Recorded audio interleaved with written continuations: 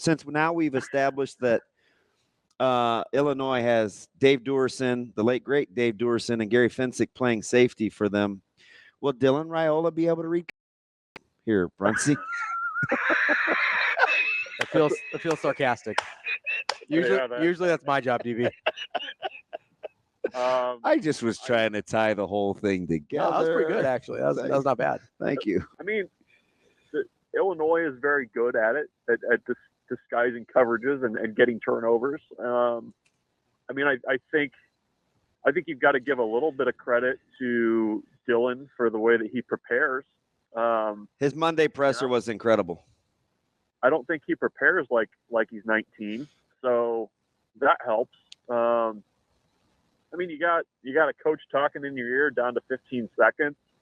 So if there's something that they see upstairs, they can get that down there. I mean, I think they'll make it work.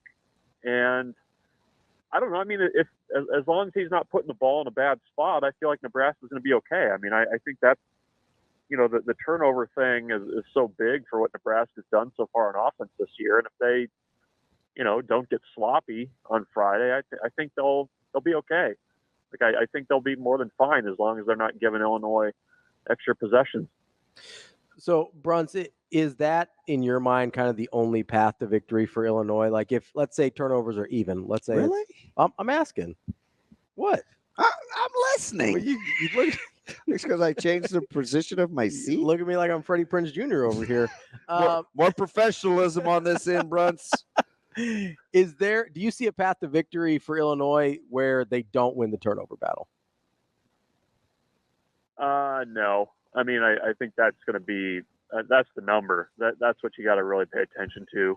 And I mean, unless Altmyer turns into Clayton Thorson back there running around and making plays with his feet. Oh, do you remember that? You like that? He went over. He went for 100 in the first half. What are you doing? He wasn't even the best random player on the team that What are you doing, Bruntz? Oh my gosh, I'm traumatized now. After his third 20-yard run, I'm like, God, they might want to tackle that guy. Yeah, no, they turned Dean Lowry into Steve McMichael that day. Pretty impressive. Oh, got him drafted. No, I think it did. I think if you're Nebraska's defense, if you're able to contain Altmyer and keep him in the pocket, I think that's a big key. I mean, the turnover thing's huge, and I mean that feels like a thing where if Nebraska just does what Nebraska can do, it should be. It'll be a tight game, I think, but I think Nebraska will be fine. So, I guess to go back to your original question, that's what I'm looking at. I don't know what the path forward looks like otherwise, unless they're just hitting 50-50 balls on offense. I think that's the other thing that they've at least got the ability to do is get a little explosive with those two wide receivers. Bruntz, when you're talking about we boiled Colorado down to a game in the trenches, and a lot of times people want to say that's like football anyway, but I'm hearing kind of that narrative again where Nebraska's D-line can do blank against Illinois' offensive line. Outside of the turnovers, is that the next best storyline to see if you want to know how this game's going to go? Yeah, I mean, I think, go back to last year. I mean, my vague remembering of it was that Nebraska was able to muck things up quite a bit for Illinois' run game. And I mean, I think if you can do that again, or at least control that line of scrimmage when Nebraska's on defense, I mean, I think that gives you a pretty good shot of doing some things. I don't know. I mean, I feel like there's also kind of this narrative, and I believe it a little bit, that we're going to see kind of where the Nebraska offensive line is at. I mean, I think they've protected fine in passing situations, but can they, just line up and run the ball at Illinois with the backs? Because I think last year, the Harburg running the way he did was a really nice changeup that I don't think Illinois was really ready to defend. And if Nebraska's offensive line can keep them on schedule, I mean, maybe that limits the opportunities that that Illinois has to go 85 Bears and disguise coverages. I mean, if you're facing 3rd and 3 with regularity, or 3rd and 4, I mean, that opens the playbook a ton. And I think when you look at what Nebraska's done through 3 games this year, they've largely been able to stay on schedule. Like, there have not been a lot of situations where Nebraska's been, 3rd and 9, 3rd and 10, that kind of stuff. I think that's been maybe something that's been lost in these first 3 games, is that they've been able to be pretty efficient in that way. We're talking with Michael Bruntz, Husker 24/7. What level of concern do you have about Illinois and with the big running backs as compared to what we saw last week with Northern Iowa, with those guys consistently falling forward and kind of getting that leaky yardage, as I think Tony White called it? Is that something you think is going to be an issue for Nebraska again this week? We'll see. I mean, they need to tackle better. There's no doubt about that. I mean, I'm sure that's been something that's been hammered home this week in practice. I think Nebraska in that first half missed Mekhi Bayer a lot. I mean, I think I was surprised that he didn't start the second half. Yeah, I was too. I think he just brings something a little bit extra as a tackler, certainly as kind of an emotional leader and a guy that guys feed off of. I mean, I think that was missing in the first half. But, that's something Nebraska's got to do better. I don't know if I'm concerned about it, but it seems like, personnel being a little bit different. Also having Jamari Butler in there, this game will help a ton. But, the tackling thing has been mentioned a couple times, at various times this season. And I don't know if that's just a nitpicky thing from the coaching staff, but it's something that, you at least have to pay attention to, because I think they've tackled well at times and maybe not so much at other times. So that's got to be a little bit more consistent. How good are you feeling about the matchup on the outsides with Buf and T. Hill against Franklin and Bryant? I mean, it's a pretty good matchup vertically. It is. I mean, it's, the Nebraska's defensive backs are just going to have to make a play or two in this game. And, I think, teams have largely just kind of ignored Tommy Hill because, that's the kind of challenge he presents. And I don't know that Illinois is going to have that same fear. I mean, I think they've been, in spite of not turning the ball over, they've been okay with giving those guys an opportunity to make plays and make contested catches. So, it's going to be a big game for Buford on the outside. I'll be curious to see kind of how Nebraska approaches things in terms of coverages and whatnot. But, that's going to be, Ravi, when you ask me, what's the path forward for Illinois if they are not able to win the turnover battle. I mean, if you hit a couple of those deep balls, that makes the picture look a little bit different in Illinois' favor. So it might be one of those games where, when you're kind of playing the highlights over the draft pick in the spring, this might be one of those games for Tommy Hill. Bruntz, we heard, excuse me, Coach Rule kind of talk about getting guys out on the road and kind of always be recruiting. It seems like we went a long time without understanding why coaches aren't more visible at high schools when they have open nights. Is this something that is like the simple versus easy? Like, is this duh moment, or are you not really taken aback by it because you feel like that's something that good coaches should have always been doing? Yeah, I mean, you should get out if you can. I mean, I think that's it's a good thing. I mean, it's tough. I get it from Nebraska's point of view, where it's like, there's a limited number of places you can probably go locally when you got a home game. That you have. I mean, you kind of be going to the same places every week. You know what I mean? So I get that point of it, but a little visibility is okay. The fact that the rules have changed and you can decide who your 10 counters are, that's huge for Nebraska if you think about it this way. I mean, they had Keith Williams in St. Louis. They had Jamar Mosey down in Kansas City. I mean, Keith Williams in St. Louis is a big deal. I mean, he knows everybody down there. Everybody knows him. He talks to everybody down there.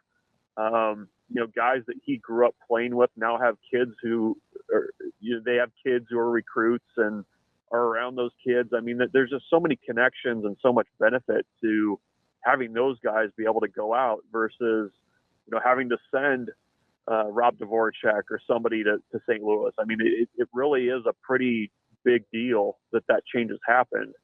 And I think, from just a local recruiting point of view, I mean, if you can have the head coach out there on a Thursday night for a game, that's a big deal. And, it should be something that happens, more frequently. I remember, Keith Williams, the wide receivers coach, Keith Williams, used to get out a little bit when Nebraska would be on road games, and they'd get guys out even that way. And that's kind of difficult. But I think when you can kind of put in some FaceTime, kids notice that they notice who's there.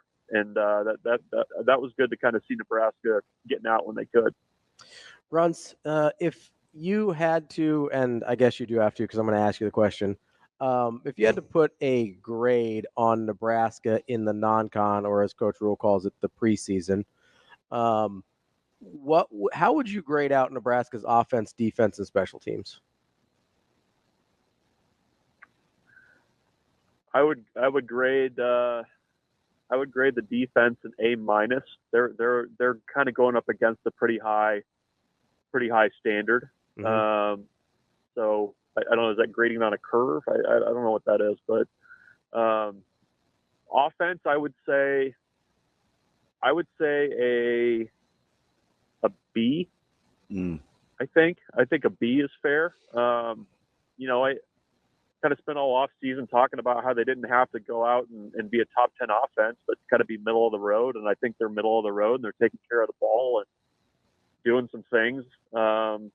So I'd say a B is fair. Special teams, I'd say probably a C at this point. I mean, I know that everybody focuses on the field goal kicking, and that's certainly a thing. But I mean, Nebraska's also done a pretty nice job in field position on special teams for the most part, and that was something that really from years past needed to get buttoned up. I mean, I think Garcia Castaneda has done a nice job of decision making on punt returns. Yeah, quietly, yeah.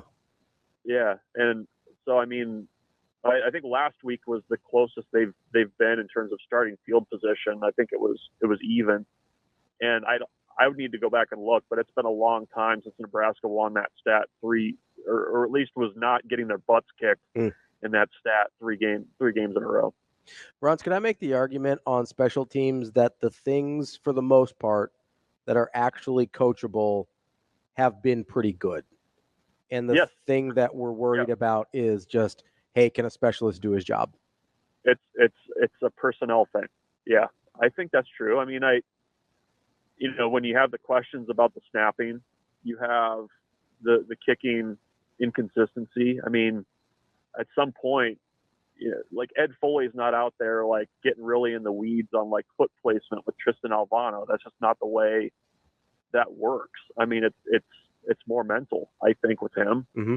And I think it's the same way with the snapping stuff, where you're kind of just, okay, can we find the guy that's going to do the best and settle on that guy? That's basically the decision they were going back and forth on. So I'd follow you there. I think that's a fair statement. The one area that I would say maybe not kickoff coverage is kickoff coverage. Yep. But that's also a decision that Nebraska makes. They want teams to return kicks.